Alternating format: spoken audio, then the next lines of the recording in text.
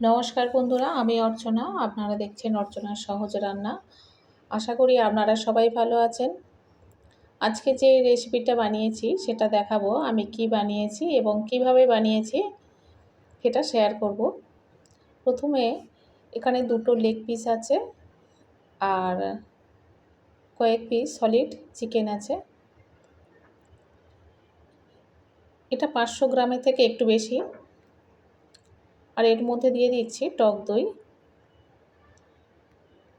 3 চামচ টক দই দিয়েছি, 1 চামচ আদা বাটা দিলাম, রসুন বাটা 1 চামচ, কাঁচা লঙ্কা বাটা দিয়ে দিচ্ছি 1 চামচ, আর স্বাদ মতো নুন দিয়ে দিলাম। জিরা গুঁড়ো 1 চামচ, ধনিয়া গুঁড়ো 1 চামচ, গরম মশলা দিলাম অর্ধেক চামচ। এটা ভালো করে মাখিয়ে নিচ্ছি।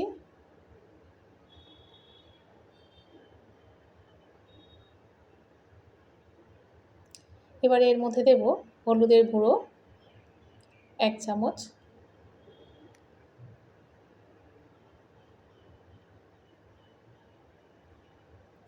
ভালো করে ম্যারিনেট করে নিতে হবে। নিয়ে এটা আধা ঘন্টা রেখে দেব। ম্যারিনেট করা হয়ে গিয়েছে। ফিরে এলাম আধা ঘন্টা পর। এখানে কড়াইতে বেশ কিছুটা সাদা তেল দিয়েছি আর একটা বড় সাইজের পেঁয়াজ ভালো করে পাতলা পাতলা করে কেটে নিয়েছি। এটা হাই ফ্লেমে পেঁয়াজটা ভেজে নেব। এটা বেরেস্তা বানিয়ে নেব। পেঁয়াজটা খুব ভালো করে ভেজে নিয়েছি। এবার এটা তুলে নিতে হবে।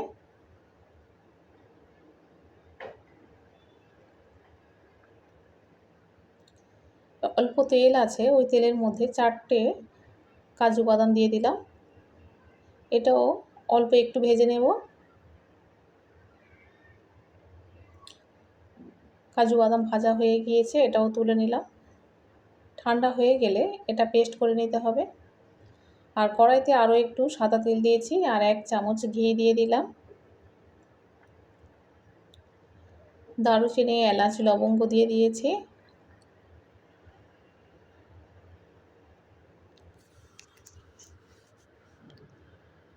এবার এর মধ্যে দিয়ে দিচ্ছি রসুন বাটা 1 চামচ,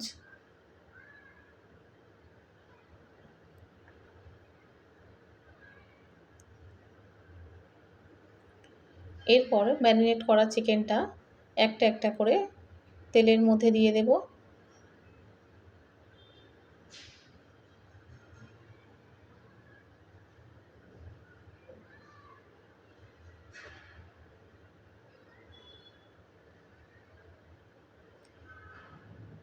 খুব ভালো করে এটা তেলের মধ্যে দিয়ে কষিয়ে নিতে হবে।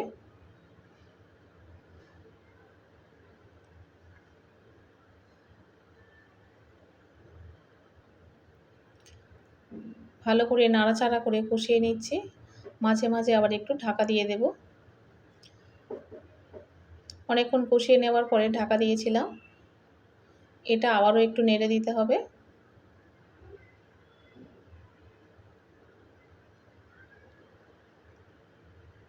বারবার না নাড়লে তলায় লেগে যাচ্ছে, সেই জন্য এটা বারবার নাড়ছি। এর মধ্যে দিয়ে দিলাম কিছু মশলা, যেমন আদা বাটা 1 চামচ, লঙ্কা বাটা 2 চামচ, ধনিয়া গুঁড়ো 1 চামচ, জিরা গুঁড়ো 1 চামচ, মরিচের গুঁড়ো অর্ধেক চামচ, স্বাদ মতো নুন দিয়ে দিচ্ছি, হলুদের গুঁড়ো 1 চামচ, লাল লঙ্কার গুঁড়ো 2 চামচ দিলাম। আবারও ভালো করে কষিয়ে নেব।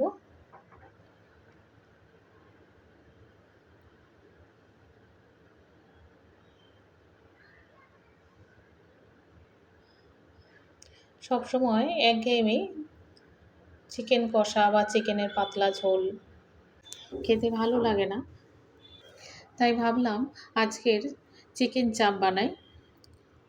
অনেকটা সময়ও হাতে আছে। এরপরে একটু ফেটিয়ে রাখা দই দিয়ে দিয়েছি।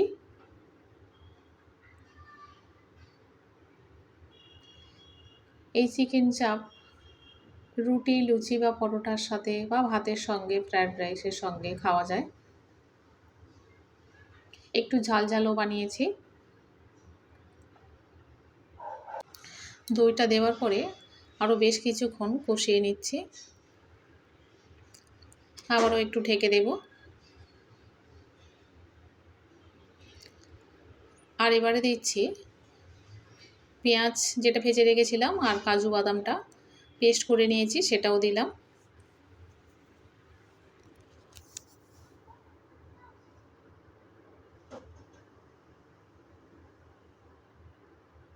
ভালো করে নাড়াচাড়া করতে হবে।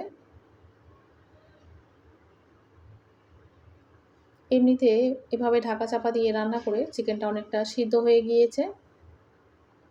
আবারও ঢেকে দিয়েছিলাম।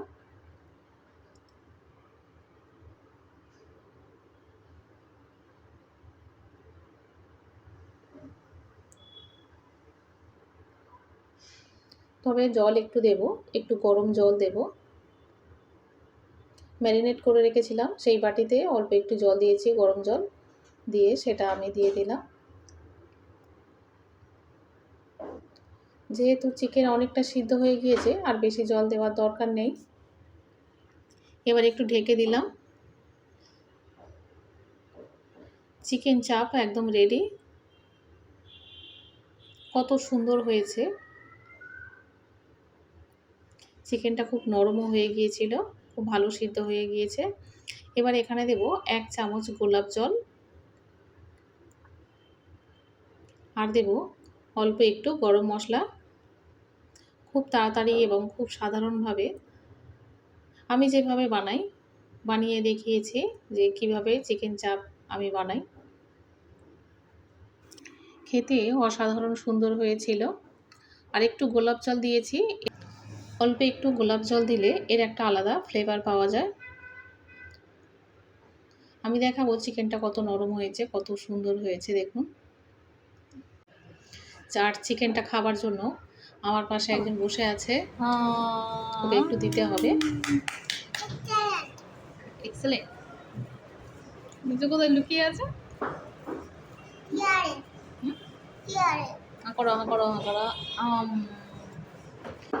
আমি অর্চনা, আপনারা দেখছেন অর্চনার সহজ রান্না।